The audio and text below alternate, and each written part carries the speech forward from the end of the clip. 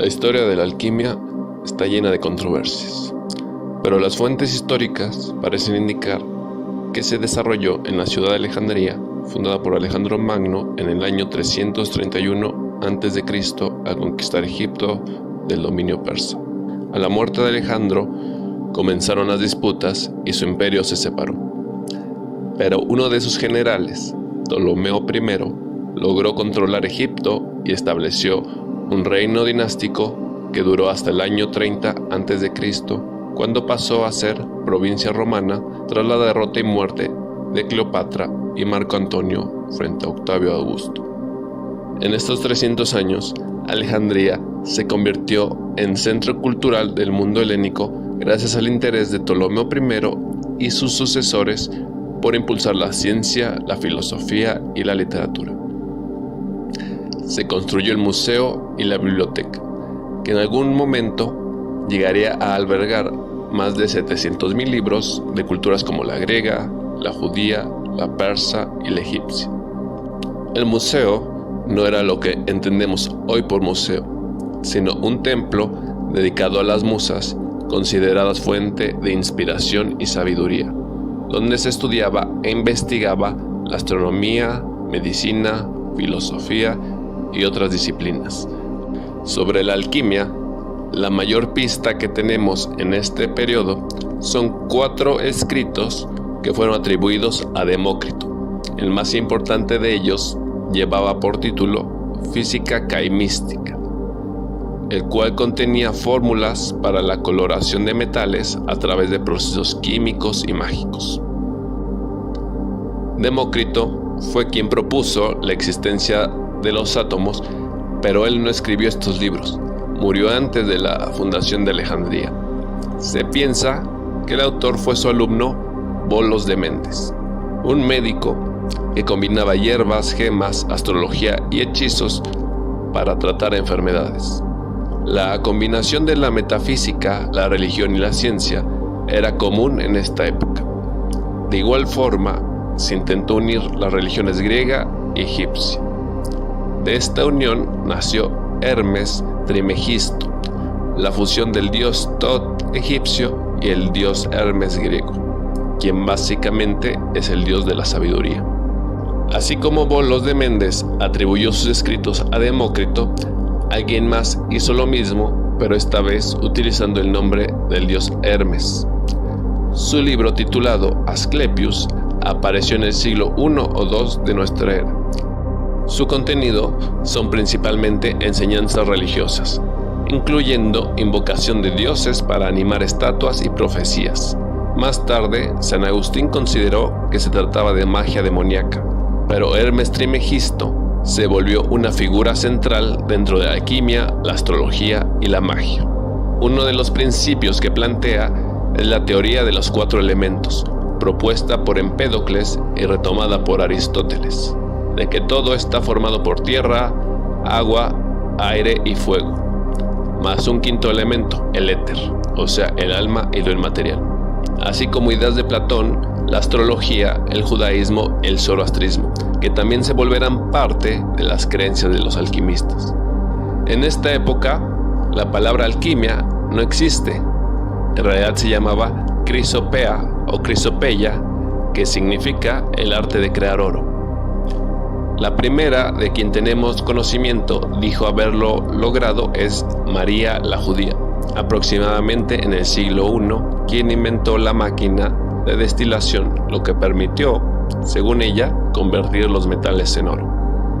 Los textos de Bolos de Mendes y de María se perdieron, quizá por los varios incendios y destrucciones que sufrió la biblioteca de Alejandría, pero también pudo deberse a la secrecía con que se manejaban estas actividades y la utilización de alegorías y simbolismos para transmitir sus conocimientos. Esto se observa claramente en la obra de Zósimos, quien habla de la transmutación de la materia y la creación de oro a través de alegorías y metáforas, pero también ofrece una explicación a la secrecía con que se manejaban estas actividades. Según Zósimos, la alquimia era un conocimiento que los viejos reyes egipcios mantenían en secreto debido a los beneficios económicos que obtenían y por lo tanto prohibieron que se difundieran sus secretos. Quienes los dieron a conocer fueron los judíos, como María. Zósimos escribe en el siglo IV. Para entonces, la alquimia ya llevaba unos 600 años existiendo, pero no sabemos si se trataba de una actividad mística. Existen papiros del siglo II a.C., donde se detallan algunos de los procedimientos que utilizaban para la coloración de metales, fabricación de gemas de vidrio y trabajo en tela, pero son simplemente manuales técnicos sin la parte mágica que caracteriza la alquimia. Así que no sabemos si estamos ante una actividad mística con mucho hermetismo y secrecía o ante una actividad económica que los reyes querían mantener en secreto o ante incluso un fraude donde se vendían oro y plata y gemas falsas. De todas formas, en la época de Zósimos ya se ha convertido en otra cosa.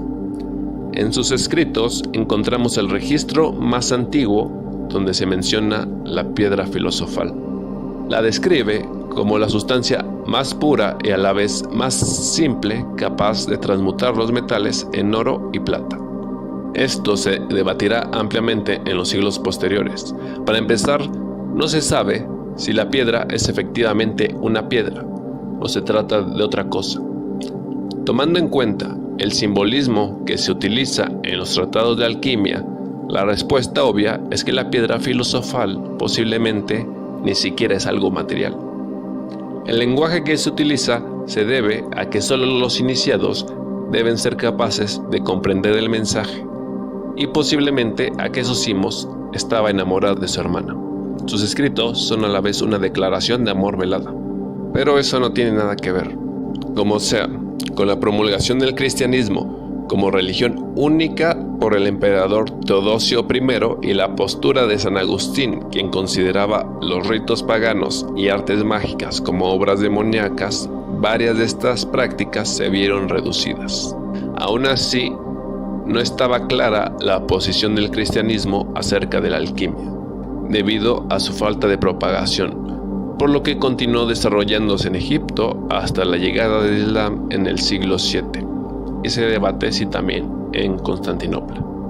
Con la llegada del califato abasí en el año 750 y su política de apoyar la búsqueda de conocimiento, se rescató lo que quedaba de la cultura alejandrina a través de la traducción de los textos griegos al árabe y el estudio en dicha ciudad. Una de las polémicas es la posible conexión entre la alquimia occidental y la China e India. Si existe algún vínculo, lo más probable es que este se haya producido en el mundo islámico en esta época. China y la India, más que la transmutación de metales y el oro, se centraban en la utilización médica de distintos compuestos, persiguiendo como fin último la creación del elixir de la vida eterna. Esta, junto con otras nociones de los alquimistas islámicos, aparecieron en Europa hasta el siglo XII a través de la traducción de textos árabes. Por ejemplo, Kabir ibn Hayyan, un científico y filósofo musulmán, retomó la teoría de que los metales estaban formados de mercurio y azufre. Además, estudió diversos compuestos químicos y su uso medicinal. Por otro lado, surgió una gran cantidad de textos falsamente atribuidos a autores de la antigüedad, incluyendo Platón o Aristóteles. Uno de los más famosos fue el Corpus Hermético, supuestamente escritos por Hermes Trismegisto, pero seguramente elaborados por varios autores islámicos en diferentes épocas. En estas obras se menciona la tabla esmeralda, otro de los símbolos de la alquimia. Son 13 oraciones en lenguaje simbólico y se cree son la clave para obtener la piedra filosofal y el elixir de la vida. Al llegar todo esto a Europa, a través de las traducciones, ya se practicaba la medicina utilizando ciertas plantas y compuestos junto con rituales mágicos, y esto también se va a mezclar con la alquimia musulmana. Ya no era tan importante la cuestión del oro. De hecho, se persiguió a los alquimistas que vendían oro falso o recetas para obtenerlo, acusándolos de fraude. Por lo que la alquimia se volvió o más espiritual o más científica. Por un lado estaban los que buscaban la piedra filosofal y el elixir de la vida, para lo cual se requería un ascenso espiritual, dejando de lado los experimentos en búsqueda de la sabiduría. Por otro lado, surgió un interés de la comunidad científica y médica, lo que llevó a una mayor difusión y debate sobre el valor que tenía esta disciplina. De esto último se derivó la química, con los trabajos de Boyle y Lavoisier, y la parte espiritual y filosófica de la alquimia fue perdiendo terreno. También debido al misticismo y se crecía de sus adeptos, aunque sigue practicándose hoy en día y continúa siendo tema de películas y libros.